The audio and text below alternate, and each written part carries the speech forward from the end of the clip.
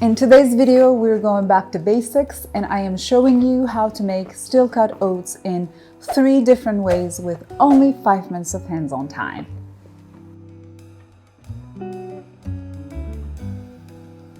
I think we all know that oats are amongst the healthiest grains on earth. They're naturally gluten-free and packed with a ton of good-for-you stuff like minerals, fiber, and antioxidants. While I am a big fan of oatmeal in general, during the colder months I reach for steel-cut oats. Compared to oatmeal made with rolled oats, they have a little bit of a chewier consistency and more robust flavor. I personally find them more substantial and wholesome, especially when it is freezing outside and I'm in need of something to warm myself inside out. All oats, whether they're steel-cut, quick, or old-fashioned rolled oats, are made from the same oat grout, but using different methods.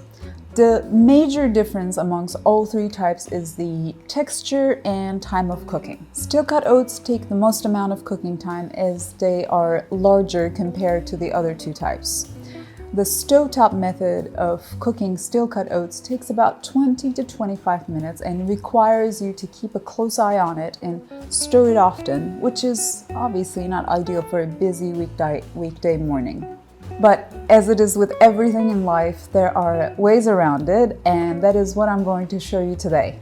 The 3 methods that I'm going to share with you require no more than 5 minutes of hands-on time, can be flavored in various ways based on whatever you have in your fridge, and they do store well if you want to make a batch and enjoy it in the next few days. To me, the overnight method is by far the easiest. I usually prep this right before bed so that I can warm it up and serve it in the morning.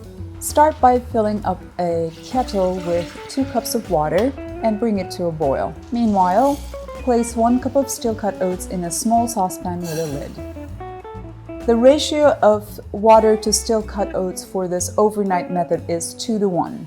And before you ask, if you want, you can use any other liquid like almond milk or even cow's milk. Pour the liquid over the oats and give it a quick stir. Put the lid on and let it sit overnight. In the morning, put it on the stove over medium heat and stir it with a wooden spoon to prevent it from sticking.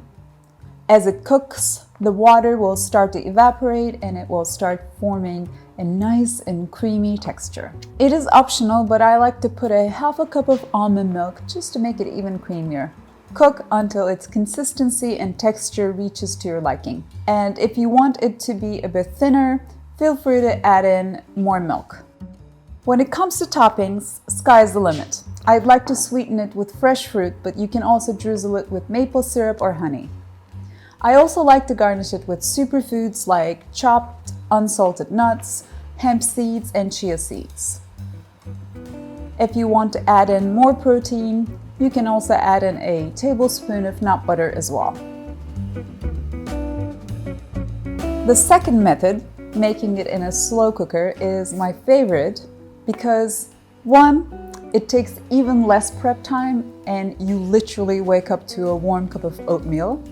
And 2, you cook the oats in individual portions in mason jars, which you can easily store or grab and go to eat later in the morning. This method cooks the oats slowly, taking advantage of the residual heat and steam. Grab 4 mason jars, fill each with a 1/4 cup of steel-cut oats and the cup of your liquid of choice. You can use water or plant-based milk or even a combination of 2. While it's optional, I'd like to slice up a banana and add them in there to sweeten my oats. I also like to add a handful of nuts so that I will have those nutty and earthy flavors infused into the oats as they cook. Place the jars into the bowl of the slow cooker and fill it with water, making sure that the jars are covered with water at least halfway through.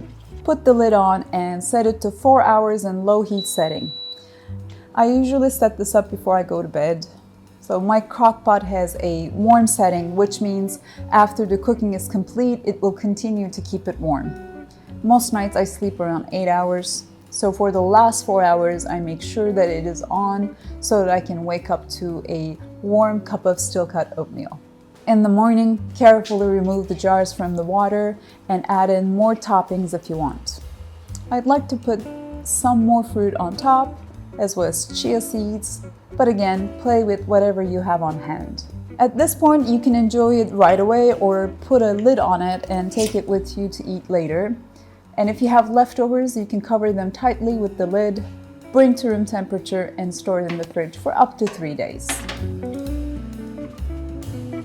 The last method, cooking it in a pressure cooker, is when I forget to plan ahead. It's just as easy and quick, but especially ideal if you're cooking steel-cut oats for a crowd. Preheat the pressure cooker by selecting the sauté function. Add in a teaspoon of coconut oil, or any other oil like avocado oil, or even butter would work. Let it melt. To that, add in a cup and a half of steel-cut oats, and stir it for a few seconds just to make sure that the oats are coated with the oil. Stir in 4 cups of water and an optional pinch of salt. Select cancel, secure it with the lid, and turn the pressure valve to seal position.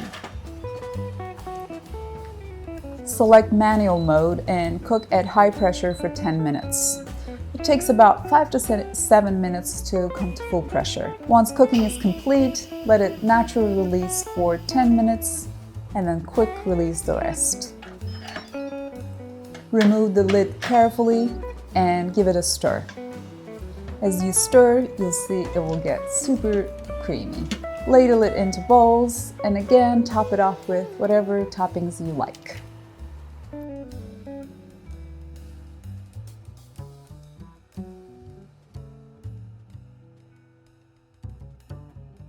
There you have it, friends. 3 easy ways of cooking steel-cut oats without having to wait in front of the stove while waiting for it to cook. You can find all these 3 recipes with more topping ideas and more helpful information on how to store leftovers on my blog foolproofliving.com. I will include the links in the description below. And if you're a fan of oatmeal, I have 2 other similar videos you might like. The first one is how to make basic almond milk and chia seed oatmeal. And the second one is more of a flavorful apple and cinnamon oatmeal. If you found this video helpful, please consider giving it a like. And if you're a fan of similar, healthy and easy recipes like this one, subscribe to my channel for new videos every week.